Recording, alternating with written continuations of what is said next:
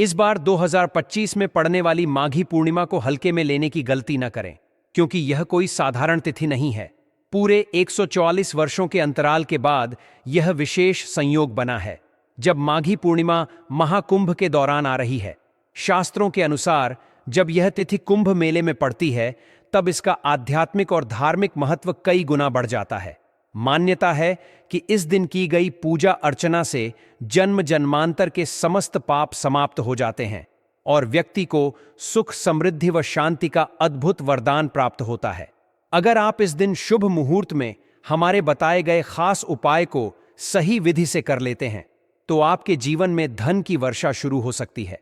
कुछ ही समय में आप अपने भाग्य में सकारात्मक परिवर्तन अनुभव करेंगे, जिससे सफलता के मार्ग खुलेंगे और हर इच्छा पूर्ण होगी। आपकी कुंडली के सभी ग्रह नक्षत्र अनुकूल हो जाएंगे और जीवन में इतना धन आएगा कि आने वाली पीढ़ियां भी इसका आनंद ले सकेंगी। महाकुंभ में आए सिद्ध साधु संतों ने विशेष रूप से बताया है कि यह कोई सामान्य पौधा नहीं, बल्कि शास्त्रों में इसे धन आकर्षित करने वाला पौधा माना गया है। 144 वर्षों में बना यह दुर्लभ संयोग दोबारा जीवन में नहीं आएगा, इसलिए इस अवसर को खोना बहुत बड़ी चूक होगी। हम तो केवल मार्गदर्शन दे सकते हैं, बाकी इसे अपनाकर अपने जीवन में समृद्धि लाना आपके हाथ में है। शास्त्रों के अनुसार भगवान हर किसी को धनवान बनने के अवसर प्रदान करते हैं और इस बार का यह शुभ संयोग भी उन्हीं दुर्लभ अवसरों में से एक है। इस पौधे की जड़ में स्वयं ब्रह्मा, विष्णु और महेश का वास माना जाता है। समस्त ब्रह्मांड की सकारात्मक ऊर्जा इसमें समाहित है। यदि आप 12 फरवरी माघी पूर्णिमा के दिन इस चमत्कारी पौधे की जड़ को विधिपूर्वक धारण कर लेते हैं, तो आपको त्रिदेव का आशीर्वाद मिलेगा, जिससे आपके जीवन में धन संपत्ति की अपार वृद्धि होगी। आपकी सभी समस्याएं समाप्त हो जाएंगी, चाहे वे धन, स्वास्थ्य, परिवार, संतान, नौकरी या व्यापार से जुड़ी हों। इस चमत्कारी पौधे का नाम अपामार्ग है, जिसे आम बोलचाल में छिड़छिड़ा भी कहा जाता है। यह पौधा अत्यंत लाभकारी माना गया है और हमारे शास्त्रों में इसकी महिमा का अनेक बार उल्लेख किया गया है।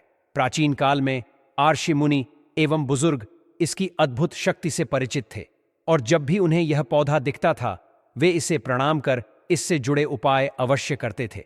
यदि माघी पूर्णिमा के शुभ अवसर पर इस पौधे की जड़ को धारण कर लिया जाए, तो पितरों का आशीर्वाद प्राप्त होता है और दुर्भाग्य सदा के लिए समाप्त हो जाता है। इस पौधे की जड़ में मां गंगा का वास बताया गया है, जबकि इसके पत्तों, तनों और फलों में ब्रह्मा, विष्णु और महेश का निवास माना जाता है। यदि इसे विधिपूर्वक धारण किया जाए तो भगवान विष्णु प्रसन्न होते हैं और जहां श्री हरि का आशीर्वाद होता है, वहां माता लक्ष्मी का आगमन स्वाभाविक होता है। जिस घर में लक्ष्मी का वास होता है, वहां समस्त दुख, कष्ट और रोग स्वयं ही समाप्त हो जाते हैं। आपके जीवन में आपको उन्नति करने से कोई नहीं रोक पाएगा। आपकी हर मनोकामना होगी, पूरी खुशियां से भर जाएगा। आपका घर जीवन आपका खिलखिला उठेगा। कुल मिलाकर धन से संबंधित तो कोई परेशानी होने ही नहीं वाली। आपको दोस्तों, आप इस वीडियो को अंत तक जरूर देखिए, क्योंकि हम आपको हर चीज बारीकी से बताएंगे। प्रिय भक्तों, चिड़चिड़ा के पौधे की बात करें तो इसे अपामार्ग भी कहा जाता है। आयुर्वेद की मान ने तो इस पौधे के माध्यम से पेट की लटकती चर्बी, गठिया, अस्थमा, बवासीर, मोटापा, गंजापन, किडनी संबंधित रोग जैसी 50 से अधिक रोगों का नाश हो जाता है। इसीलिए आप समझ सकते हैं कि यह पौधा कोई मामूली पौधा नहीं, बल्कि वरदान के समान है। आपके एरिया में देखते होंगे, बूढ़े बुजुर्ग जो हैं वह बताते होंगे कि इसका इस्तेमाल कैसे किया जाता है। तो देखिए, कई लोग इस पौधे से दातुन किया करते हैं। पौधे के बारे में आपको बताएंगे, इसके तने के बारे में बताएंगे, पत्तियों के बारे में बताएंगे, बीज के बारे में बताएंगे, फूल और जड़ के बारे में भी आपको महत्वपूर्ण जानकारी देंगे। तो हर एक इसका जो पार्ट है वह बहुत ही महत्वपूर्ण है, इसीलिए इस पौधे के बारे में जानना बहुत ज़रूरी है। यह पौधा जो आपने वीडियो के शुरुआत में ही देखा था, यह पौधा आमतौर पर आपके आसपास देखा जाता होगा। इसे चिड़चिटा कहा जाता है, कहीं कहीं पर अपामार्ग भी कहा जाता है। अपामार्ग की ऊंचाई जो होती है लगभग 60 से 120 सेंटीमीटर होती है। आमतौर पर यह लाल और सफ़ेद 2 प्रकार के अपामार्ग होते हैं। दोनों ही प्रकार के पौधे फायदेमंद हैं, लेकिन श्वेत जो होता है, उजला जो अपामार्ग है, वह बहुत ज़्यादा फायदेमंद होता है। इसी का उपयोग आज हम आपको बताएंगे लक्ष्मी प्राप्ति के लिए तांत्रिक उपयोग में। लेकिन क्या क्या इसका इस्तेमाल करना है, कैसे उपाय करना है कि आपके जीवन में खुशियां आएं, पैसे, रुपए और गरीबी की जो परेशानी है वह दूर हो जाए। देखिए भक्तों, आज आदमी रुपया पैसा कमाने के लिए क्या कुछ नहीं करता, तो आप 5 मिनट का समय निकालकर इस वीडियो को नहीं देख सकते। भक्तों, यह शास्त्रों में वर्णित जानकारी ही हम आपको दे रहे हैं। भक्तों, अब बात करते हैं कि आपके जीवन में अगर परेशानियां हैं, धन की दिक्कत है, तो वह कैसे दूर होगी। लेकिन सबसे पहले बीमारियों को दूर करने के बारे में जान लीजिए।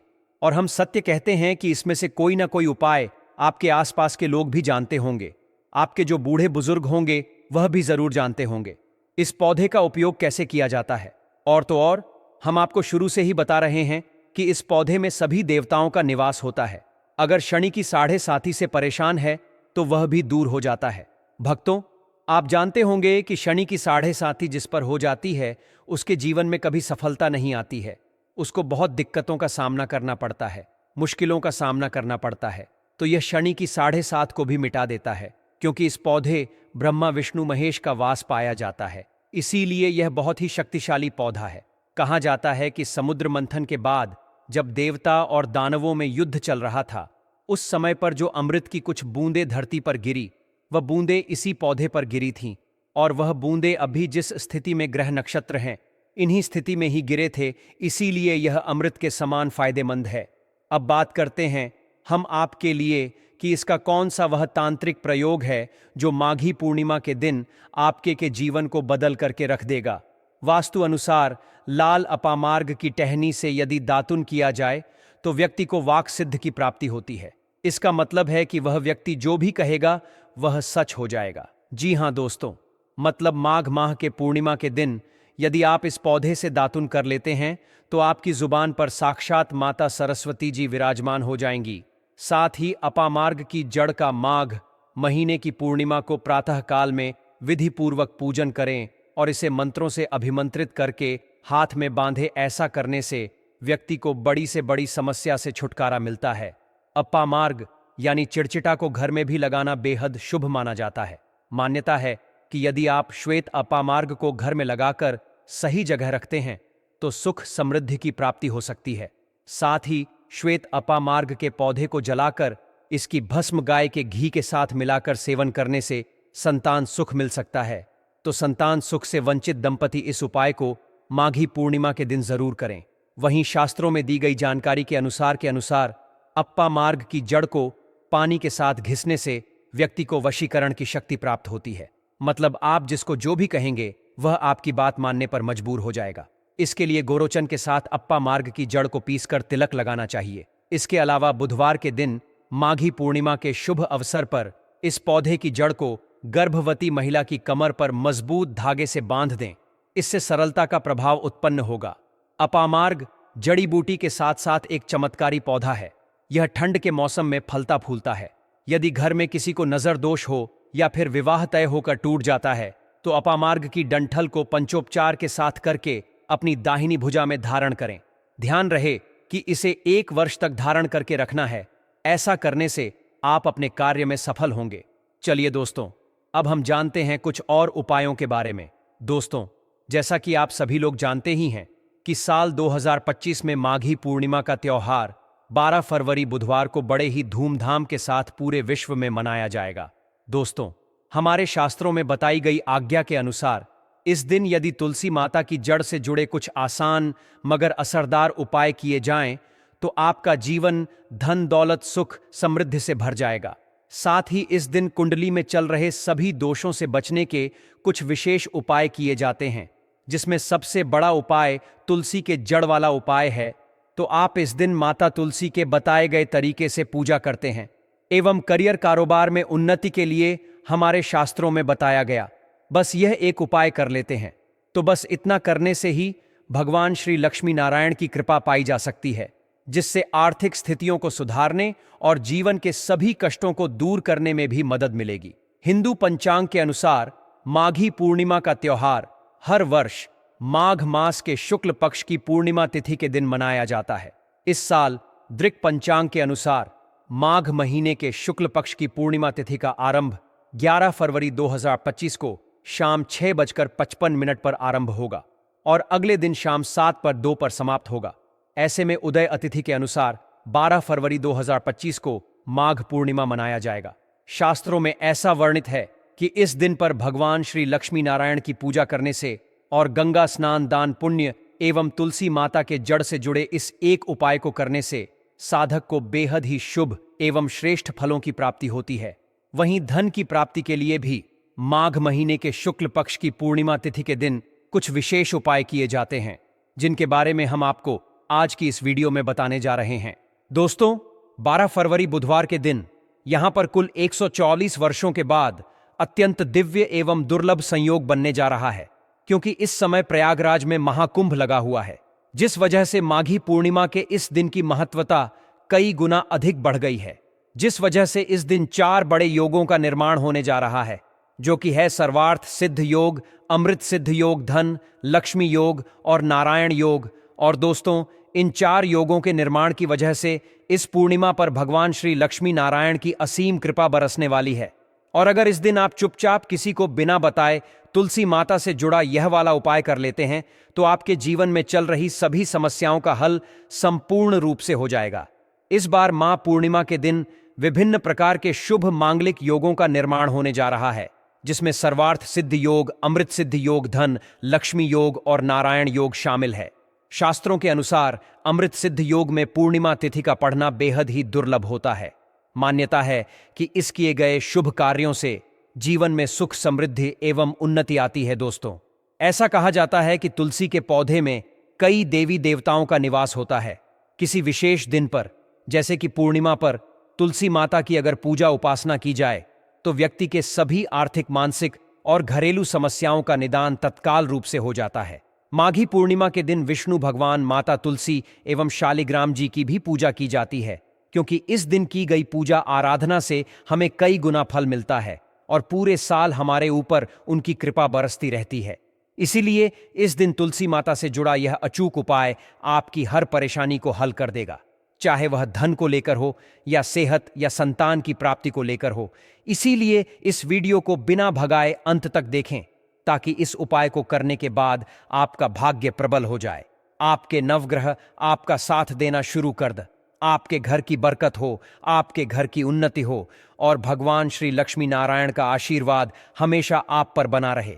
और अगर आप चाहते हैं कि श्री लक्ष्मी नारायण जी की कृपा से आपको जीवन की समस्त प्रकार की परेशानी से मुक्ति मिल जाए और इनकी की कृपा हमेशा आप पर बनी रहे, तो दोस्तों, पूरी सच्ची श्रद्धा और पूरे विश्वास के साथ इस वीडियो को लाइक कर दीजिए और कमेंट बॉक्स में लिख दीजिए जय माता सरस्वती। और इस वीडियो को आप जितने लोगों तक पहुंचा सकते हैं उतने लोगों तक पहुंचा दीजिए, ताकि सभी लोगों का भला हो सके। और दोस्तों, कमेंट बॉक्स में अपनी राशि भी डाल दीजिएगा, ताकि आपकी राशि के अनुसार कोई भी ऐसा उपाय होगा जिसे करके आप इस माघ महीने की पूर्णिमा के दिन लाभ पा सकते हैं, तो वह आकर हम आपके कमेंट के रिप्लाई में बता देंगे।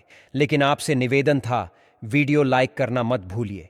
मान्यता है कि माघ माह के शुक्ल पक्ष की पूर्णिमा तिथि यानी कि माघी पूर्णिमा के दिन उपवास रखकर लक्ष्मी नारायण जी की आराधना करने से घर में सुख समृद्धि का वास बना रहता है। वैसे तो हर माह में आने वाली पूर्णिमा तिथि का अलग अलग महत्व होता है, लेकिन माघ माह के शुक्ल पक्ष की पूर्णिमा तिथि को हम साल की सबसे बड़ी पूर्णिमा में से एक के रूप में जानते हैं।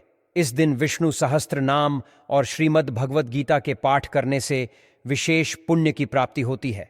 दोस्तों, माघी पूर्णिमा का व्रत रखने से मनुष्य को हर तरह के पाप कर्म से मुक्ति मिल जाती है।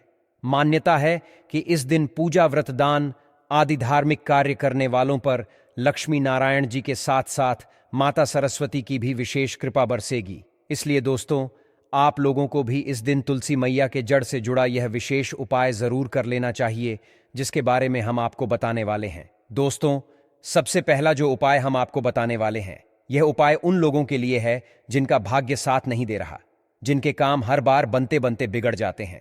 अगर आपके साथ भी ऐसा ही कुछ हो रहा है, तो दोस्तों, बहुत हद तक यह संभव है कि आपकी कुंडली में मौजूद ग्रह नक्षत्र आपके अनुकूल नहीं चल रहे हैं, या आपकी कुंडली के किसी भाव में कोई ग्रह उग्र स्थिति में है, जिसके कारण आपको जीवन में परेशानियों का सामना करना पड़ रहा है। तो दोस्तों, इसके निवारण के लिए ज्योतिष शास्त्र में खास तौर पर माघी पूर्णिमा के दिन ही किए जाने वाले कुछ बेहद ही चमत्कारी उपाय बताए गए हैं। तो देखिए, आपको करना क्या है कि माघी पूर्णिमा से एक दिन पूर्व तुलसी मैया की विधिवत पूजा करने के बाद थोड़ी सी जड़ निकाल लें। अब एक दिन पूर्व हम इसलिए कह रहे हैं क्योंकि पूर्णिमा के दिन हमें तुलसी मैया को ना तो जल अर्पित करना चाहिए और ना ही उन्हें स्पर्श करना चाहिए, ठीक है ना। अब उसी जड़ को आपको माता लक्ष्मी के समक्ष रखकर उसकी पूजा करनी है। पूजा करने के बाद उस जड़ को लाल रंग के कपड़े में लपेटकर ताबीज बना ले। फिर इसे लाल रंग के धागे में पिरोकर गले या कलाई में बांध ले। पुरुष हो तो दाहिनी भुजा में और महिला है तो बाईं भुजा में। कहा जाता है कि ऐसा करने से व्यक्ति के सभी गृह दोष शांत हो जाते हैं। वहीं आर्थिक लाभ के लिए माघी पूर्णिमा के दिन से शुरुआत कर रोजाना सुबह शाम तुलसी माता को घी का दीपक दिखाएं। इससे मैया तुलसी के साथ साथ आपको माता लक्ष्मी जी की भी असीम कृपा प्राप्त होगी। वहीं यदि आपके जीवन में टेंशन का दौर चल रहा है, यदि वर्कलोड या बच्चों के भविष्य को लेकर आप अक्सर चिंतित रहते हैं, तो माघी पूर्णिमा का दिन मन की शांति और टेंशन से छुटकारा पाने के लिए बेहद महत्वपूर्ण होने वाला है। जिसके लिए आप तुलसी की जड़ की माला बना लें या बाजार से तुलसी की जड़ वाली माला खरीद कर ला सकते हैं। आसानी से आपको बाजार में मिल जाएगी। ना मिले तो आप हमारे वीडियो के व्यू प्रोडक्ट्स में जाकर भी ऑर्डर कर सकते हैं। तो आपको सबसे पहले तुलसी की जड़ वाली माला को गंगा जल से अभिषिक्त करके अपने गले में धारण कर लेना है। निश्चित रूप से इसे पहनने के साथ ही आपके टेंशन में कमी आएगी और आपका मन शांत हो जाएगा। वहीं दोस्तों, यदि आप या आपके परिवार में कोई नेगेटिव एनर्जी जी से ग्रसित है, यानी कि यदि आपके परिवार के किसी सदस्य की हमेशा तबीयत खराब रहती है, या उन्हें यदि किसी की टोक लग जाती है, या घर के सदस्यों को यदि बात बात पर नजर लग जाती है, तो आप माघी पूर्णिमा के दिन तुलसी माता के जड़ को अपने घर के पूजा वाले स्थल पर किसी पीले कपड़े में लपेटकर पूरे दिन वहीं रहने दें। फिर अगले दिन इस पौधे की जड़ को उसी पीले रंग के कपड़े में लपेटकर जिस व्यक्ति को नजर लग जा रही है उसे गले में धारण कर ले। दोस्तों, अब हम आपको माघी पूर्णिमा पर करने वाले ऐसे अचूक उपाय बताने जा रहे हैं जिसको अगर आप कर लेते हैं तो आपकी हर प्रकार की समस्या हल हो जाएगी। दोस्तों, विष्णु तथा लक्ष्मी को हाथी प्रिय रहा है, इसीलिए घर में चांदी या सोने का हाथी इस दिन अपने घर लाना बेहद शुभ माना जाता है। इससे घर में शांति रहती है और यह राहु के किसी भी प्रकार के बुरे प्रभाव को होने से रोकता है। भक्तों, पीली कौड़ी को देवी लक्ष्मी का प्रतीक माना जाता है। कुछ सफेद कौड़ियों को केसर या हल्दी के घोल में भिगोकर उसे लाल कपड़े में बांधकर घर में तिजोरी में रखें। यह कौड़ियां धन लक्ष्मी को आकर्षित करती है। दोस्तों, चांदी का एक छोटा सा घड़ा लेकर जिसमें तांबे, चांदी, पीतल के सिक्के रख सकते हैं, उसे गड़वी कहते हैं। इसे घर की तिजोरी या किसी सुरक्षित स्थान पर रखने से धन और समृद्धि बढ़ती है। माघ महीने के पूर्णिमा के पूजन में इसकी भी पूजा होती है। भक्तों, एक कांस्य या ताम्र कलश में जल भरकर उसमें कुछ आम के पत्ते डालकर उसके मुख पर नारियल रखा होता है। कलश पर रोली से स्वास्तिक का चिन्ह बनाकर उसके गले पर मौली बांधी जाती है। दोस्तों, मां लक्ष्मी की कृपा हमेशा घर पर बनी रहे, इसके लिए हमें उनके समक्ष 7 मुख वाला दीपक जलाना चाहिए। माघी पर यह कार्य अवश्य कीजिए। यह भी कहा जाता है कि लक्ष्मी माता की मूर्ति के सामने 9 बाती वाला घी का दीपक जलाने से जल्दी धन लाभ मिलता है और आर्थिक मामले में उन्नति होती है। दोस्तों, वर्तमान में रंगोली का प्रचलन सबसे अधिक है। माता लक्ष्मी की पूजा स्थल के पास रंगोली अवश्य बनाए। भक्तों, माघी पूर्णिमा की रात को घर में और घर के आसपास खास जगहों पर दीपक जलाकर रखे जाते हैं। कहते हैं कि माघी पूर्णिमा की रात को देवालय में गाय के दूध से निर्मित शुद्ध घी का दीपक जलाना चाहिए। इससे तुरंत ही कर्ज से छुटकारा मिलता है और आर्थिक तंगी दूर हो जाती है। माघी पूर्णिमा की रात को दूसरा दिया लक्ष्मी पूजा के दौरान जलाए, तीसरा दिया तुलसी के पास, चौथा दिया दरवाजे के बाहर, पांचवा दिया पीपल के पेड़ के नीचे, छठा दिया पास के किसी मंदिर में, 7वां कचरा रखने वाले स्थान पर, 8वां बाथरूम में, 9वां मुंडेर पर, दवा दीवारों पर, 11वां खिड़की, 12वां छत पर और 13वां हम किसी चौराहे पर जला सकते हैं। माघी पूर्णिमा पर कुलदेवी या देवता, यम और पितरों के लिए भी दीपक जलाए जाते हैं। लक्ष्मी भोग में दोस्तों, लक्ष्मी जी को मखाना और अनार, पान, सफेद और पीले रंग के मिष्ठान के सरभात आदि पसंद है। कम से कम 11 शुक्रवार को जो कोई भी व्यक्ति एक लाल फूल अर्पित कर लक्ष्मी जी के मंदिर में उन्हें यह भोग लगाता है तो उसके घर में हर तरह की शांति और समृद्धि रहती है, किसी भी प्रकार से धन की कमी नहीं रहती। इसी के साथ माघ माह की पूर्णिमा के दिन मां सरस्वती को शहद जरूर चढ़ाए। इससे जीवन में बुद्धि, सुख और मधुरता आती है। शास्त्रों के अनुसार सरस्वती देवी की महिमा से, इनकी कृपा से कोई बुद्धू व्यक्ति भी महान विद्वान बन जाता है। कार्यकुशल बनकर व्यक्ति हर क्षेत्र में सफलता पा सकता है। चलिए दोस्तों, हम जानते हैं माघी पूर्णिमा के दिन किए जाने वाले विशेष उपायों के बारे में एवं जानेंगे उन चीजों के बारे में जिन्हें आपको बस माघ माह की पूर्णिमा तिथि के दिन अपने घर जरूर आना चाहिए। दोस्तों, माघी पूर्णिमा पर मां लक्ष्मी की पूजा में करें मोर पंख का यह उपाय, ताकि तरक्की और सफलता की आपकी कामना पूरी हो जाए। लेकिन दोस्तों, आगे बढ़ने से पहले अगर आपने अभी तक हमारे इस चैनल को सब्सक्राइब नहीं किया है तो हमारे चैनल एस्ट्रो केपी को सब्सक्राइब जरूर कर ले और माता रानी की अपने जीवन विशेष कृपा प्राप्त करने हेतु कमेंट सेक्शन में जय लक्ष्मी माता जरूर लिख दें। दोस्तों, मोर पंख को धर्मशास्त्रों में बहुत ही पवित्र माना गया है। कृष्ण भगवान का प्रिय मोर पंख जितना ज्यादा देखने में खूबसूरत होता है, उससे कहीं ज्यादा यह प्रभावशाली होता है। मोर पंख में सभी देवी देवताओं एवं नवग्रहों का वास माना जाता है। पूर्णिमा के दिन इसके उपाय से व्यक्ति के जन्म जन्मांतर के दुख दूर हो जाते हैं को स्थापित किया जाता है। स्थापित करने के लिए वह स्थान जिस पर आपने तस्वीर को रखना है, उस स्थान का शुद्धिकरण कीजिए। तो लौटे में जो जल है, जिसमें गंगा जल अपने मिलाया है, उसे छींट दीजिए। इससे उस स्थान का पवित्रीकरण हो जाएगा। फिर आप उस स्थान पर पुष्प रख दीजिए। वह पुष्प आप भगवान को एक प्रकार से आसन दे रहे हैं। आसन के रूप में है पूजन के लिए। पहले भगवान को आचमन कीजिए, अर्थात 3 बार चल के दीजिए। देने के बाद तिलक लगाइए, अक्षत लगाइए, फूलों की माला पहना दीजिए और साथ ही साथ एक पुष्प अर्पित कीजिए। धूप दिखाइए, घी का दिया दिखाइए। यह जो दीपक है, इसको आपको उठाना नहीं है जहां आप रख रहे हैं। दीपक को रखने से पहले चावल या पुष्प आसन के रूप में रख दीजिए। उसके ऊपर से आप दीपक को रखिए। इसे कभी भी नीचे नहीं रखा जाता है और एक प्रकार से आपके द्वारा की गई पूजा के साक्षी देव दीपक बन जाते हैं। इसीलिए इस दीपक को उठाना नहीं होता है। आरती के लिए हम दूसरा दीपक प्रयोग में लाएंगे। दीप दिखाइए और नैवेद्य के रूप में जो भी मिठाई आपके पास है वह भगवान को अवश्य चढ़ाए। फल है तो फल चढ़ा दीजिए और कुछ ना हो तो मिश्री के कुछ दाने लेकर मिश्री भी आप नैवेद्य के रूप में भगवान को अर्पित कर सकते हैं। पर एक बिना कटा हुआ फल तो आपको जरूर समर्पित करना है। फिर अब आपको भगवान के सामने हाथ जोड़कर 108 बार ओम नमो भगवते वासुदेवाय मंत्र का जाप करना चाहिए। उसके बाद मनोकामना पूर्ति के लिए एक पान का बीड़ा आपको बनाना होगा। इसके लिए आप सबसे पहले पान का एक पत्ता ले लीजिए, फिर उसकी डंडी तोड़ दीजिए, फिर उसमें 2 लौंग, 2 इलायची और एक सुपारी रखिए और फिर उसका बीड़ा बनाकर भगवान के सामने ओम नमो भगवते वासुदेवाय मंत्र को 11 बार जप करके आप अपनी मनोकामना भगवान को बता दें। जैसे यदि आप धन की प्राप्ति के लिए पूजन कर रहे हैं तो भगवान से मन ही मां प्रार्थना कीजिए और उसके बाद वह बीड़ा भगवान को अर्पित कर दीजिए। फिर आपको वहीं बैठकर भगवान के समक्ष एकादशी की कथा का पाठ कर लेना है या इसे सुन लेना है। एकादशी की कथा हमने आपको वीडियो के अंत में बताई है, तो आप इसे जरूर सुन लेना, ठीक है न। कथा सुनने के बाद आप भगवान की आरती करेंगे। आरती करने के बाद आप फल का भोग लगाएंगे, प्रसाद सभी लोगों में वितरित करेंगे। याद रखिए, आज के दिन आपको अन्न नहीं खाना होता है। यह इस व्रत का सबसे महत्वपूर्ण नियम है। शास्त्रों में मान्यता है कि एकादशी तिथि में अन्न ग्रहण करना मांस ग्रहण करने के बराबर होता है। चलिए दोस्तों, अब हम कुछ और नियम जानते हैं। जया एकादशी के दिन तुलसी पूजन का विशेष महत्व बताया गया है। इस दिन तुलसी का पूजन अवश्य करना चाहिए और इसके नीचे दीपक प्रज्वलित करना आवश्यक होता है। तुलसी माता की पूजा करने से व्रत को पूर्णता प्राप्त होती है और इसे सफल माना जाता है। इस दिन अन्न ग्रहण नहीं करना चाहिए। जो लोग व्रत नहीं कर रहे हैं उन्हें भी चावल का सेवन वर्जित माना गया है। व्रतधारी केवल फलाहार करें और कुटू या सिंघाड़े के आटे से बनी चीजों का सेवन कर सकते हैं। कई लोग हलवा या खीर बनाते हैं, लेकिन इसमें नमक का प्रयोग नहीं किया जाता।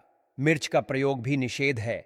केवल काली मिर्च या सेंधा नमक का ही सेवन किया जा सकता है। साथ ही तामसिक भोजन जैसे मांस और मदिरा से दूर रहना चाहिए। इस दिन व्रतधारियों को अपने दिन का अधिकांश समय भगवान श्री हरि की भक्ति में व्यतीत करना चाहिए। मन में किसी के प्रति द्वेष नहीं रखना चाहिए और घर में सुख शांति बनाए रखना चाहिए। अपशब्दों का प्रयोग न करें और किसी के प्रति क्लेश उत्पन्न न करें। दिन भर भगवान का भजन कीर्तन करने से भगवान की कृपा प्राप्त होती है। जया एकादशी के दिन विशेष रूप से ब्रह्मचर्य का पालन करना आवश्यक है।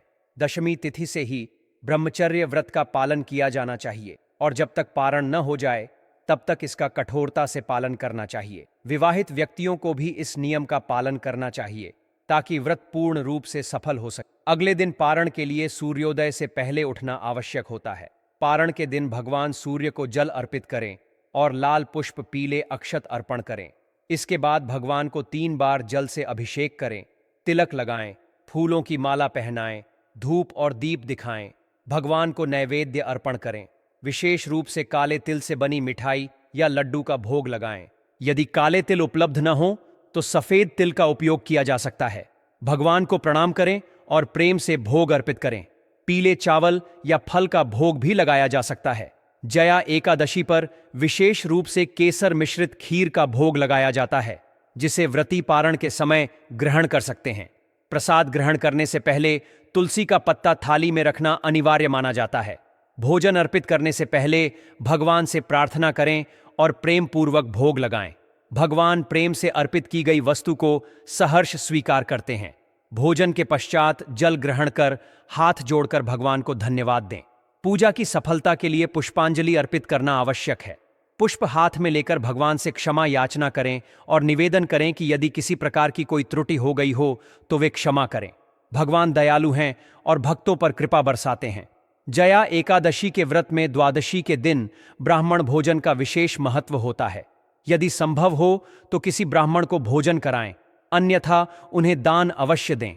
इस पावन दिन दान पुण्य का भी अत्यंत महत्व होता है। अब यह जान लेते हैं कि जया एकादशी कब मनाई जाएगी। दृग पंचांग के अनुसार माघ मास के शुक्ल पक्ष की एकादशी तिथि का आरंभ 7 फरवरी को रात 9:26 बजे होगा और यह 8 फरवरी को रात 8:15 बजे समाप्त होगी। उदया तिथि के अनुसार जया एकादशी का व्रत 8 फरवरी 2025 को रखा जाएगा। पौराणिक कथा के अनुसार जब धर्मराज युधिष्ठिर ने भगवान श्री कृष्ण से माघ मास की एकादशी के महत्व के बारे में पूछा तो भगवान श्री कृष्ण ने बताया कि इस एकादशी का नाम जया एकादशी है। इस दिन व्रत करने से व्यक्ति को भूत पिशाच योनि से मुक्ति मिलती है। एक बार स्वर्गलोक के नंदन वन में उत्सव का आयोजन किया गया था, जिसमें सभी देवता, आर्षि, मुनि, दिव्य पुरुष उपस्थित थे। इस अवसर पर गंधर्व अपनी मधुर वाणी में गायन कर रहे थे और गंधर्व कन्याएं नृत्य प्रस्तुत कर रही थीं। उसी समय पुष्पवती नामक नर्तकी सभा में गा रहे गंधर्व मालवान पर मोहित हो गई। प्रेम के वशीभूत होकर उसने नृत्य की मर्यादा भंग कर दी, जिससे मालवान भी अपनी लय ताल खो बैठा। इस गलती के कारण देवराज इंद्र क्रोधित हो गए और उन्होंने दोनों को श्राप दिया कि वे स्वर्ग से वंचित होकर पृथ्वी पर पिशाच योनि को प्राप्त करेंगे। देवराज इंद्र के श्राप से दोनों अत्यंत दुखदायी पिशाच योनि में जन्मे और हिमालय पर्वत पर एक वृक्ष पर रहने लगे। उनकी स्थिति अत्यंत दयनीय थी और वे घोर कष्ट भोग रहे थे। एक दिन संयोगवश माघ शुक्ल एकादशी का दिन था और उन्होंने इस दिन अन्न का सेवन नहीं किया और केवल फलाहार किया। रात्रि में अत्यधिक ठंड के कारण उनकी मृत्यु हो गई। अनजाने में किए गए इस एकादशी व्रत के प्रभाव से उन्हें पिशाच योनि से मुक्ति मिल गई। वे पूर्व से भी अधिक सुंदर हो गए और पुनः स्वर्गलोक में स्थान प्राप्त कर लिया। जब देवराज इंद्र ने उन्हें दोबारा स्वर्गलोक में देखा तो वे अचंभित हो गए और पूछा कि वे श्राप से मुक्त कैसे हुए। तब गंधर्वों ने बताया कि यह भगवान विष्णु की जया एकादशी के व्रत का प्रभाव है। इस प्रकार जया एकादशी व्रत करने से व्यक्ति को सभी प्रकार की पीड़ाओं से मुक्ति मिलती है और वह मोक्ष प्राप्त करता है। यह व्रत अत्यंत पुण्यदायी और कल्याणकारी माना जाता है। जो व्यक्ति श्रद्धा और नियम पूर्वक इस व्रत को करता है उसे भगवान विष्णु की विशेष कृपा प्राप्त होती है और सभी पापों से मुक्ति मिलती है।